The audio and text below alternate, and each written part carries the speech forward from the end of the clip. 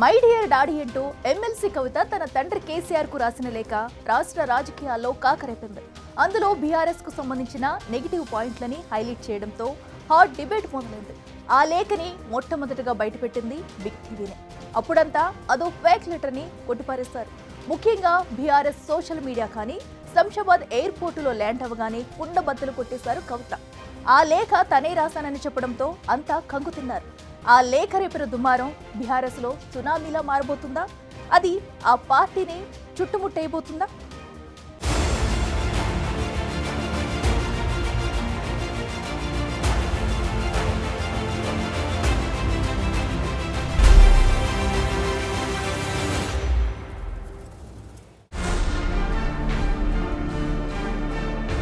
కవిత లేవనెత్తిన ప్రశ్నలకు బదులిచ్చేదెవరు? లేఖ రేపిన దుమారం సునామీలా మారబోతోందా? కవిత అంటే డాటర్ ఆఫ్ ఫైటర్ అన్నారు. మరి ఆ డాటరే ఇప్పుడు పార్టీ కోసం ఫైట్ చేస్తుంటే అంతా సైలెంట్ అయిపోయారు. ఆమె రాసిన లెటర్ లీక్ అయితే ఒక్కరు కూడా సరైన స్థాయిలో రియాక్ట్ అవ్వట్లేదు, క్లారిటీ ఇచ్చే ప్రయత్నం చేయట్లేదు.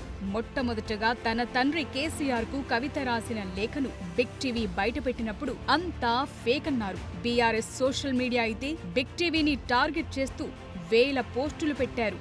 అదో ఫేక్ లెటర్ అని, కవిత రాయలేదని, అందులో ఉన్న సంతకం ఆమెది కాదని ఇలా ఎన్నో రకాలుగా కవర్ డ్రైవ్లాడారు. కానీ వాళ్ళెంత కవర్ చేసినా అది నిజమని తేలేందుకు ఎంతో టైం పట్టలేదు. బీఆర్ఎస్ సోషల్ మీడియా ఎన్నో రకాలుగా ఆపసోపాలు పడుతూ అది ఫేక్ లెటర్ అని బాగా ప్రచారం చేసింది. కానీ నిజం నిప్పులా భగ్గుమంది. కవిత శంషాబాద్ ఎయిర్పోర్ట్ లో దిగగానే ఆ లెటర్ తాను రాసిందేనని కన్ఫర్మ్ చేయడంతో అంతా అవాక్కయ్యారు. బిగ్ టీవీ ఎక్స్క్లూసివ్ గా బయటపెట్టిన లేఖ ఫేక్ కాదని తేలిపోయింది. బిగ్ టీవీ చెప్పింది నిజమేనని అంతా ఒప్పుకోక తప్పలేదు. దేనికి తోడు కేసీఆర్ చుట్టూ దయ్యాలున్నాయని, కోవట్టులున్నారని కన్న కూతురు కవితే చెప్పటం పెద్ద చర్చకు దారితీసింది.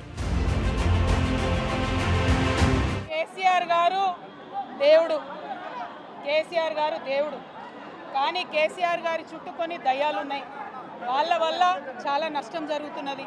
పార్టీలో ఉండేటటువంటి నేను కేసీఆర్ గారి కూతుర్ని, అంతరంగికంగా నేను రాసినటువంటి లేఖనే బయటికి వచ్చిందంటే మరి ఇతర సామాన్యుల సంగతి, ఇతరుల పరిస్థితి ఏంటి? కవిత ఎయిర్పోర్ట్ ఎపిసోడ్ ముగిసిన కొన్ని గంటల్లోనే BRS working KTR press meet పెట్టారు. కేటీఆర్ మీడియా ముందుకొస్తున్నారనగానే అంతా కవిత గురించే మాట్లాడతారని అనుకున్నారు. చెల్లి రాసిన లేఖపై అన్న రియాక్షన్ ఎలా ఉంటుందోనని, ఆమెపై ఎలాంటి యాక్షన్ తీసుకుంటారోనని ఎదురు చూశారు. లేఖలో కవిత లేవనెత్తిన అంశాలపై వర్కింగ్ ప్రెసిడెంట్ గా కేటీఆర్ మాట్లాడటమే కాదు, అందరికీ క్లారిటీ ఇస్తారనుకున్నారు. బీఆర్ఎస్ కార్యనిర్వాహక అధ్యక్షుడిగా బాధ్యతలున్న కేటీఆర్ లేఖ గురించి ఒక్క మాట కూడా మాట్లాడలేదు. పైగా పార్టీలో కోవట్టులుంటే ఉండొచ్చని సింపుల్ గా తేల్చేశారు. ఏదో ఒకటి చెప్పాలి కాబట్టి కోవట్టులుంటే ఉండొచ్చు, సమయం వచ్చినప్పుడు వాళ్లే బయటపడతారని చెప్పారు. అంతేకాదు తమ పార్టీలో ప్రజాస్వామ్యం ఎక్కువని, ఎవరైనా అధినేతకు ఏవైనా సలహాలు, సూచనలు చేయొచ్చని అన్నారు. అయితే కొన్ని విషయాలను అంతర్గతంగా చెబితేనే బాగుంటుందని, ఇది అందరికీ వర్తిస్తుందని పరోక్షంగా కవితను ఉద్దేశించి అన్నట్లు కనిపించింది. అన్ని పార్టీలో ఉంటారు. రేవంత్ రెడ్డి కోవర్ట్లు ఉంటే ఉండొచ్చు, ఏముంది అందులో. Coverts will expose themselves, coverts will expose themselves in due course of time. ఎందుకు తొందర, ఎందుకు చేసుకోవాలి? ఓకే, కేటీఆర్ ఏదో చెప్పేశారు.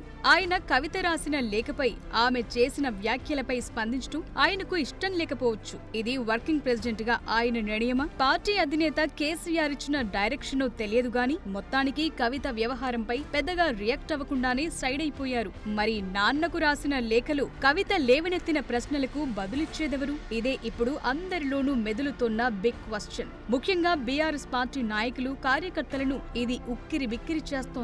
కవిత లేఖ రేపిన దుమారం అలాంటిది. మరి ఇప్పుడది బీఆర్ఎస్ లో ఓ సునామీలా మారబోతుందా? ఆ పార్టీని చుట్టుముట్టేస్తుందా? ఇదే ఇప్పుడు బీఆర్ఎస్ తో పాటు రాష్ట్ర రాజకీయ వర్గాల్లో నడుస్తున్న చర్చ. కవిత ఆ లేఖ తానే రాశానని చెప్పటం, కోవట్టులే లీక్ చేశారనటం, పార్టీ అధినేత చుట్టూ దయ్యాలున్నాయనటం, వర్కింగ్ ప్రెసిడెంట్ గా కేటీఆర్ కూడా స్పందించకపోవటం లాంటివి చూస్తే లేఖలో కవిత రాసిన నెగటివ్ అంశాలన్నీ నిజమేనని తెలుస్తోంది. బీఆర్ఎస్ లోని మెజార్టీ నాయకులు, కార్యకర్తల్లోనూ అంతర్గతంగా ఈ చర్చ ఎప్పటినుంచో ఉంది. దీనిపై తమ స్టైల్లో క్లారిటీ ఇచ్చి కేటీఆర్ ఫుల్ స్టాప్ పెడతారని అంతా అనుకున్నారు. కానీ అలా జరగలేదు. దాంతో నెక్స్ట్ ఏం జరగబోతోంది అనేది ఆసక్తిగా మారింది. గత అసెంబ్లీ ఎన్నికల్లో బీఆర్ఎస్ ఓటమి తర్వాత పార్టీలో అసంతృప్తి మొదలైంది. పార్లమెంట్ ఎన్నికల్లో ఘోరమైన ఫలితాలు చూశాక ఆ అసంతృప్త జ్వాలలు మరింత ఎగసాయి. ఈ అసంతృప్తి ఇప్పుడు కొత్తగా కవిత లేఖ వల్ల వచ్చిందేవీ కాదు. పార్టీలో ఎప్పటినుంచో ఉడుకుతోన్న వ్యవహారాన్ని ఆమె లేఖలో రాసి తన తండ్రికి పంపారు. పార్టీలో మెజార్టీ నేతలు, కార్యకర్తల ఫీలింగ్ కూడా ఇదే. ఇన్నాళ్లు వాళ్లంతా కేసీఆర్ ను చూసి ఆగారు. కానీ ఎప్పుడైతే కవిత లేఖ బయటకొచ్చిందో మొత్తం బర్స్ట్ అయింది. ఆవిడే ఓ అడుగు ముందుకేసి పార్టీలో కోవర్టులున్నారని, దయ్యాలున్నాయని చెప్పటంతో ఇప్పుడున్న అసంతృప్తి మరింత పెరిగే ఛాన్స్ ఉందనే చర్చలు మొదలయ్యాయి. అందువల్ల ఇప్పుడు వెంటనే బీఆర్ఎస్ కవిత లేవనెత్తిన ప్రశ్నలకు సమాధానం చెప్పాల్సిన అవసరం ఉందనే విశ్లేషణలు వినిపిస్తున్నాయి. మరీ ముఖ్యంగా ఆ దెయ్యాలెవరో తేల్చాలి, ఆ కోవర్టుల్ని పార్టీ నుంచి బయటకు పంపాలనే చర్చ బీఆర్ఎస్ లో అంతర్గతంగా జరుగుతోంది. ఇప్పుడున్న పరిస్థితుల్లో కేసీఆర్ ఎలాంటి దిద్దుబాటు చర్యలు చేపడతారనేది ఆసక్తిగా మారింది.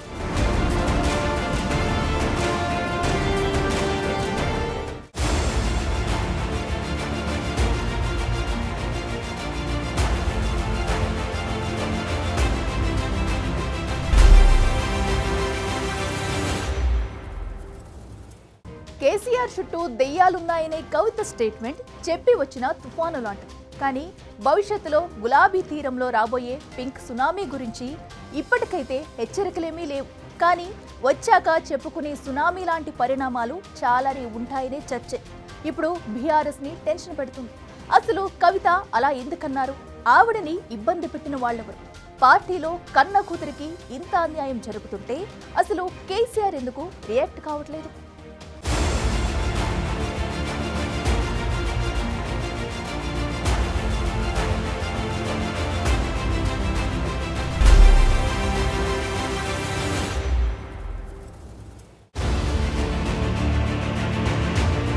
కవిత రాసిన లేఖ బీఆర్ఎస్ లో రేపిన చిచ్చు అంతా ఇంత కాదు. కొంతకాలంగా పార్టీలో తనపై కుట్ర జరుగుతుందని ఆమె బయటపెట్టిన తీరు అందరినీ షాక్ గురి చేసింది.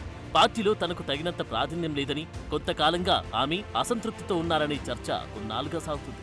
మరోవైపు కవిత తీరుపై పార్టీ నాయకత్వం కొంత అసంతృప్తితో ఉందని గుసగుసలు కూడా ఉన్నాయి. ఇలాంటి టైంలో ఆమె రాసిన లేఖ లీక్ అవడం సంచలనంగా మారింది. అది ఫేక్ లెటర్ అని, తమ రాజకీయ ప్రత్యర్థులు చేసిన కుట్ర అని బీఆర్ఎస్ ప్రజల్లోకి తీసుకెళ్లాలని అనుకుంది.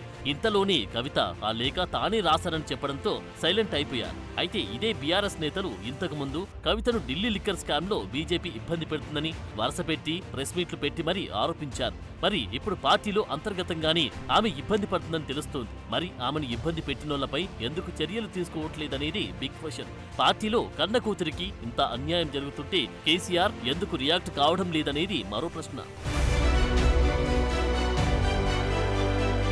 ఇక కేసీఆర్ దేవుడని, ఆయన చుట్టూ దయ్యాలున్నాయని కవిత చెప్పడం మరింత కలకలం రేపింది. దాంతో ఇప్పుడు కేసీఆర్ చుట్టూ ఉన్న దయ్యాలెవరో తేల్చాలనే చర్చ జోరుగా నడుస్తోంది. నిజానికి కేసీఆర్ చుట్టూ ఓ కోటరి ఉన్న మాట వాస్తవం. వారు దయతలిస్తేనే కేసీఆర్ దర్శనం దక్కుతుందనే అభిప్రాయం పార్టీ వర్గాల్లో ఎప్పటినుంచో ఉంది. పార్టీ అధికారం కోల్పోయాక కూడా ఇంకా అదే పరిస్థితి నడుస్తుందనే టాక్ ఉంది.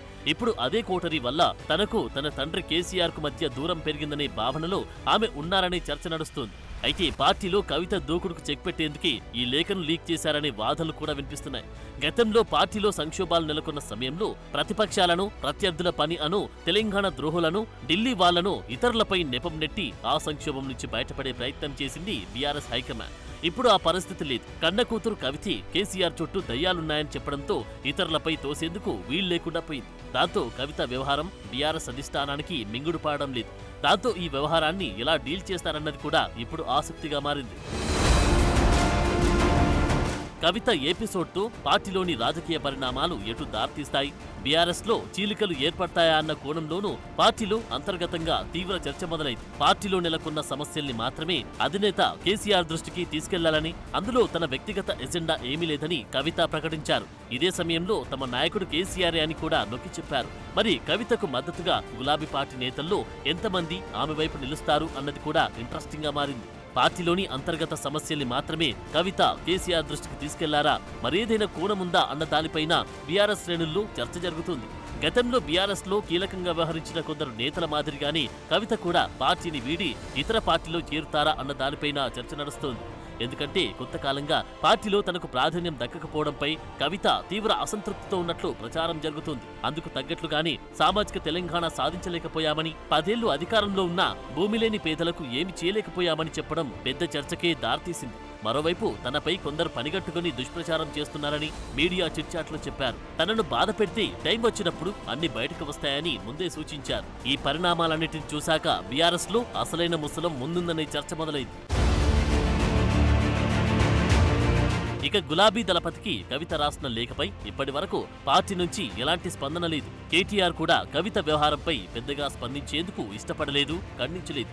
ఈ అంశంపై బీఆర్ఎస్ నేతలు కూడా ఎవరు మాట్లాడలేదు. దాంతో ప్రస్తుత పరిణామాలు ఎంతవరకు దారితీస్తాయో వేచి చూసి ఆ తర్వాత కేసీఆర్ సూచన మేరకు స్పందించాలనే ఆలోచనతో బీఆర్ఎస్ నాయకత్వం ఉన్నట్టు తెలుస్తోంది. కానీ కవిత లేఖ వ్యవహారం మాత్రం ఖచ్చితంగా బీఆర్ఎస్ ని ఇబ్బంది పెడుతుందనే టాక్ మాత్రం పార్టీలో అంతర్గతంగా వినిపిస్తోంది. ఈ వ్యవహారాన్ని సామరస్యంగా పరిష్కరించుకోకపోతే మరింత నష్టం తప్పదనే చర్చ గులాబీ వర్గాల్లో నడుస్తోంది.